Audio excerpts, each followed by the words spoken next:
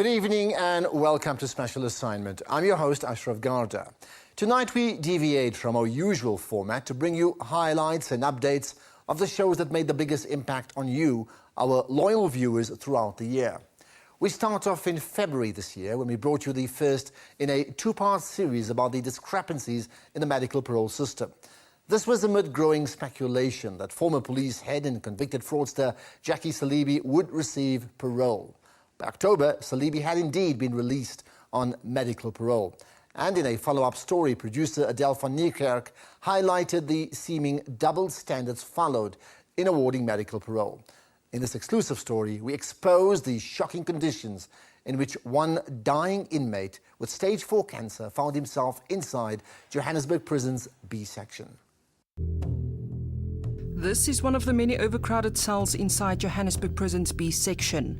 The jail is widely known as Sun City, a swipe at the appalling conditions inside its cells. This is where Tsepo was incarcerated when skin cancer was diagnosed, but by then it had already spread to his lungs. Here, Tsepo found it more and more difficult to take care of the multiplying cancerous growths on his upper leg. It soon turned septic, leaking fluid throughout the day and giving off an unbearable stench. In these letters, he pleads with the prison's management to be moved to the prison's hospital. In a handwritten side note, an official refuses his request, citing his weak immune system as the reason. As the toilet is leaking, you can see sweat oil everywhere. Instead, Tsepo was moved to this single cell. Its toilet leaks sewage onto the floor. He's bound to a wheelchair and it makes it difficult to keep the cell clean. Here, Tsepo prepares to clean his septic growths. It's a task he has to repeat throughout the day. These bandages had to be bought by other inmates.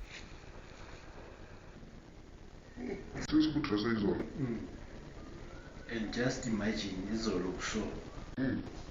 What if it's 4 days? You keep 4 days on my hands, huh? 4 days? Yeah, I don't imagine. I'm told like into the dress. Yeah, 34 days. In fact, true to prison culture, Tsepo has to source and buy all his medical supplies from other inmates. But for now, he relies heavily on this barter system for his survival. Members of the Department of Correctional Services who are responsible and who are in fact getting away with it all the time keep on doing it with impunity because there hasn't been any deterrent action taken against them. And I have to ask you this question with tears in my eyes. Where is this department going? Well, following that broadcast, Tsepo was reportedly assaulted by a prison guard, and a criminal case is still pending in the matter. Other inmates also informed us of victimization as a result of their assistance in getting the story out to the media. Till today, Tsepo has still not received any clarity on his medical parole application. Well, now to another story that caused a stir among viewers in April this year. We exposed a property scam in Mozambique in which South African pensioners were conned into investing all their life savings into. The highly questionable involvement of property mogul Pam Golding was put under the spotlight, and in a follow-up story, producer Frank Farrell also confronted the man at the center of the scandal, Bram Bruvet. Let's take a look. This is the busy national road into northern Mozambique. From this intersection, it's about 30 kilometers to the coastal town of Bilan. This is a preferred destination for many holiday makers. It was here in this tropical paradise that the Van Wyks chose to retire. We made our plans to go and retire in Bilan. The second holiday there, we stayed in one of the cottages in town, and we saw this complex that was being built there when we walked along the beach, and it was Golding estate agents. And we looked into that and we spoke to a youngster on the beach who was the builder. His name was Grant, and he kindly showed us around one of the houses there, and we fell in love with his timber homes, and we decided this is where we're going to do it. All land in Mozambique belongs to the state. It cannot be sold or rented. The lease or duat title is the permission to use the land for 50 years, which is renewable. The investors of La Perla had no proof of their investment. The deal was between them and Bruer, so late last year the Mozambican government shut down the complex, giving them just enough time to remove their belongings. It's destroyed us. You know, we were living like kings there. We were living in a life of absolute bliss. I mean, I don't think 1 in a million people lived like we lived in this beautiful country. White beaches. I know that place for 50 years. I walked up and down there when I was a kid. And I wanted to live in Mozambique, not because I dislike my country. I love South Africa, but it's a different quality of life. This is the second time I'm meeting with Bram. The first time we met, he urged me to do a follow-up story. He also gave me access to his computer. With this information, we could further our investigation. Well, let's sit here first and then you can tell me what you want. Why did you bring Pam Golding on board? Okay, let me say to you that I said to my management, I will not go to Mozambique without Pam Golding. The people that are implicated enriched themselves and that they falsified what their intentions were. And so the fact that the fraud was committed in South Africa, in that the money was deposited in a trust account in South Africa, it gives us the power to investigate. I asked Bram where the money went. This is when he stopped the interview. This is exactly why people said I shouldn't appear on your program, because what you're doing now. Leave it. This interview is over. You can put your camera off. Thank you very much. Thanks. I've tried my best. Since our broadcast, the La Perla property was confiscated by the Mozambican government and went on sale. The investors lost all their savings, and the Hawks investigation into the matter continues. Lots more highlights and updates to come, including the wide web of complicity in the illegal taxi conversion saga, and violent gangs on the Cape Flats continue their reign of terror.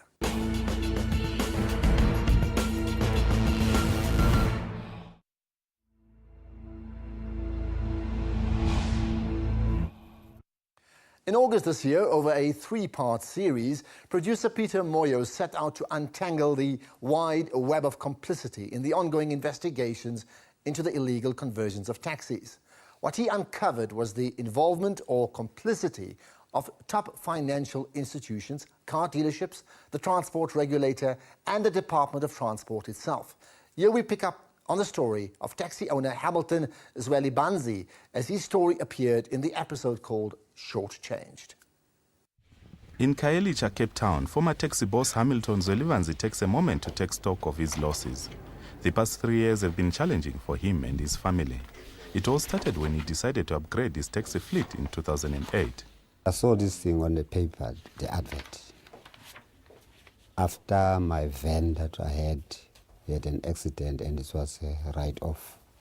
So now I decided to go for the same capacity that I had on that 16-seater van. Now this one, when I phoned them, they say, no, we've got a van, because I saw it on paper. We've got the Quantum that is already been converted into a taxi. What you can do is just to deposit the money into our account. The deal was financed through SA Taxi, one of the biggest money lenders in the country. So Zwelibanzi's actions were a direct response to government's taxi recapitalization program. This ambitious project sought to replace the aging and often unsafe taxis. Taxi owners who participated in it received 50,000 as deposit for a new taxi, while the old ones were removed from South African roads.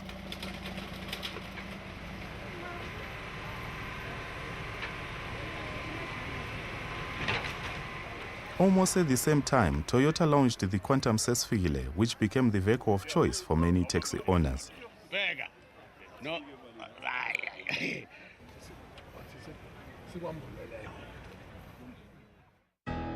However, some unscrupulous dealerships and bodybuilders also started converting the Toyota Quantum panel van, almost identical to the Sesfigile, selling it for almost twice the price. This was the same vehicle sold to Hamilton Zwelibanzi. Seats completely loose. Wrong material, fastening material used. No tightening brackets, no support. That's why these seats is ripping out already like this out of the floor without even having an accident. The vehicle is not fit for being converted as a bus. Investigations by Special Assignment have found no less than 100 fatal taxi accidents involving all these illegally converted panel vans. In this scrapyard alone, more than 40 of these taxis have been dumped here.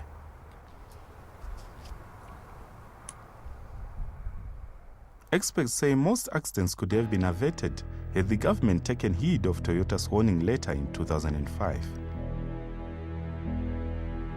In the letter, Toyota warns of the dangers associated with these conversions.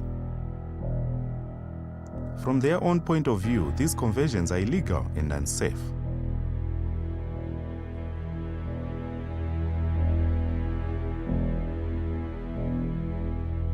We approached Toyota to further understand why they were against this practice. It takes us between 7 and 9 years to develop a vehicle. So the Sesfikile and the Quantum that we introduced in 2007 was already planned in the late 1990s. And it takes us literally billions of dollars, tens of crash tests, etc., to develop a vehicle. So we cannot, as a company and as part of the Global Toyota Motor Corporation, approve a conversion or a vehicle that's retrofitted with anything. The warning also seemed to have been ignored by dealerships and all financial institutions. By late 2009, a Department of Transport investigation revealed the following. SA Taxi had financed 484 illegal taxis. Toyota itself, despite being against these conversions, also financed 419. Nedbank and Motor Finance Corporation financed 139, Westbank 149, Standard Bank 248. ABSA 123 and other financed the remaining 791. Most financial institutions approached for comment refused television interviews, but argued they did not know these vehicles were being converted. The investigation on the regulatory failures within the Department of Transport by the Public Protector, Tulima Donsela, is now at an advanced stage. The complainant, Henny De Beer, is hoping this will finally put the matter to rest. The report will talk to specific remedies for individuals, and then we'll talk about just remedies to deal with the system itself, the structural problems. If the conduct of people needs to be corrected, we will say so. If people need to be trained, if the rules need to be strengthened, etc., we will then have that in the final report. A report by the Public Protector was set to be released this month. However, this is yet to happen. Meanwhile, media reports have surfaced of a possible lawsuit against authorities by victims and families of taxi accidents. Now to another story that aired in August. Cape of Wars was produced by Hazel Friedman. In her two-part series, the ongoing gang violence on the Cape Flats was highlighted amid renewed attacks and counter-attacks by gang members. A spate of deaths of innocent people caught in the crossfire, in most cases children. This led to the controversial call for the army to be deployed in the province to tackle this burning issue. This is how we reported on the senseless murder of one victim of the gang violence, Junaid Mackenzie. Like most little boys his age, Junaid wanted to be a soccer star when he was older. But on that day, his dream was cut brutally, tragically short.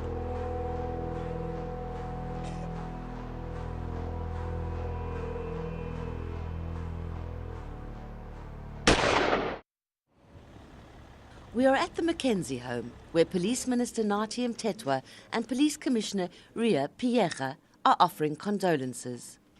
We were so surprised, you see, because we also a beetje bitter omdat die minister nou hier gewees het en daar was nou uitgevat van die saak. You know, nou voel ons miskien nou ook hulle het bereke aan, but daar is no arrest. This year, 25 people have been killed by gang violence, 7 of them children. There have been calls to deploy the army as a short-term measure to stabilize the situation. It's not a call from Dan Plato or Helen Zille. It's a call from the people on the ground.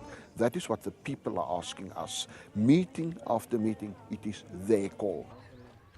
The province's police say they have improved capacity to deal with the gangs. And during his July walkabout, Minister Mthethwa dismissed the army as an option. This thing of having soldiers to come and shoot, what are you going to shoot here? It's not a playing matter. It's a matter which has to take into cognizance that the police themselves are doing a lot of work. In fact, the army has been deployed as a short-term measure on several occasions in the past. In 1997 and then in 2002, when the ANC ruled the province at the request of Leonard Ramatlakane, who was then the province's head of community safety, and most recently in December 2011. And immediately it had a positive impact and effect on the situation. And the police can then make use of the opportunity to do thorough investigations in terms of cases that are pending. We provide all the names. SABs know who they are. They know where's the drug lords staying. They know who is involved in selling the drugs, who's the runners. My taking is what is SABs and the justice system at large doing about the problem.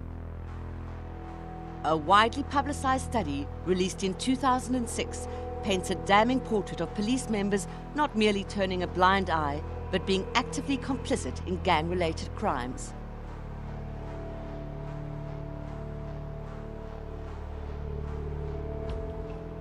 SABS chose a particular policing model that excludes specialised units, and they disbanded their specialised units, and with it lost a great deal of institutional knowledge. I think they made an incredibly big mistake.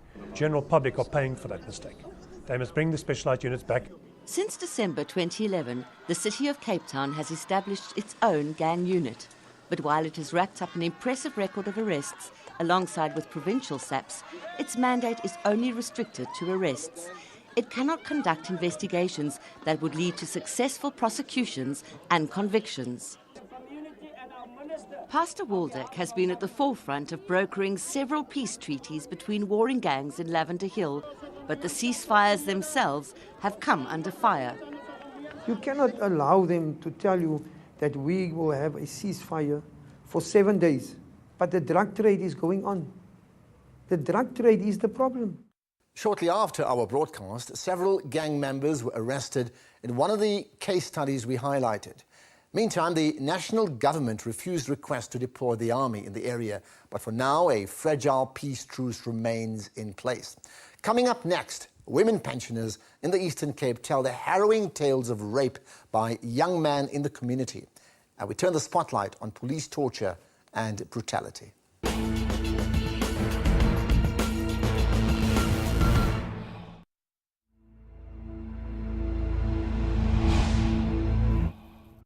In our deeply disturbing story, Waiting for Justice, producer Amos Pacho took you on a journey to the Eastern Cape, where many old women live in fear amid growing levels of rape and sexual assault. These horrific crimes are committed by men young enough to be their grandsons. We followed up on the story of Rose Monsiwachai. As she gets closer, she wonders whether she will find her house not vandalized. It has been left unoccupied because all her children work far from their home. As she enters this yard, Rose is overwhelmed by memories of the day she was raped and how that experience changed her life. Her husband died in 1997, and since then, she had been living in her house with her disabled son until that fateful night.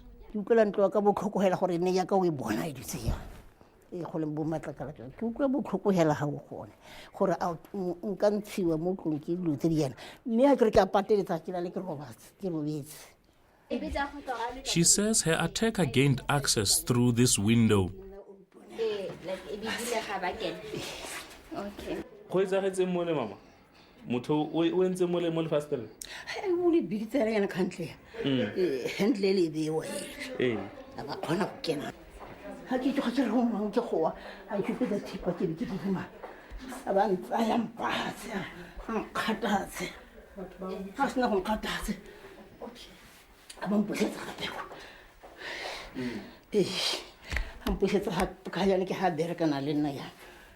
The incident happened in full view of her disabled son, who could not do anything to rescue his mother. Before he left the house, the attacker demanded money from Rose, but only managed to walk away with a mere 50 rand. She then called for help from the neighbors, who took her for medical intervention.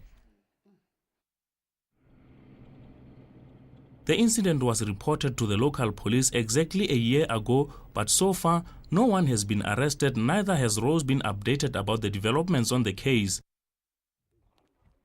Brutal sexual attacks against the elderly women are not only limited to Taung.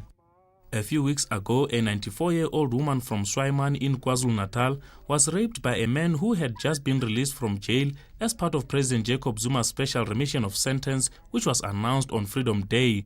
She was sleeping with her 2 grandsons when the incident happened.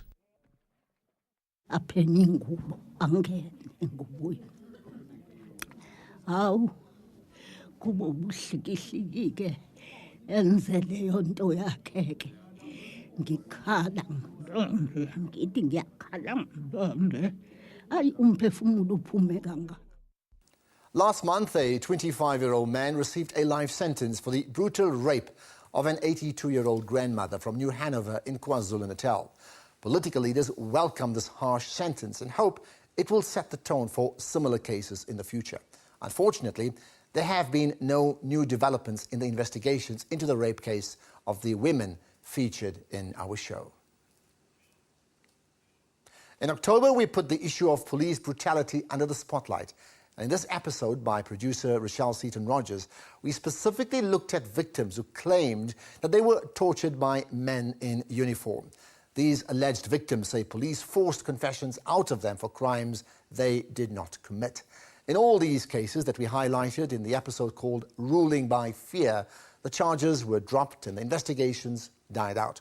Here we pick up on the story of Johan Nel, a farmer from Wolmerandstad in the northwest. Johan says that on Monday, the 7th of May, 3 men arrived saying they were from the Klerksdorp organised crime unit. They told Johan to get in the car and hand over his cell phone. Ek het my selfoon uit my sak uitgehaal met my linkerarm, my linkerhand, ek het hom oorhandig en hy het my pols, die selfoon gevat en my pols was gegryp en vir my gesê ek moet stilhou, hulle gaan net my praat.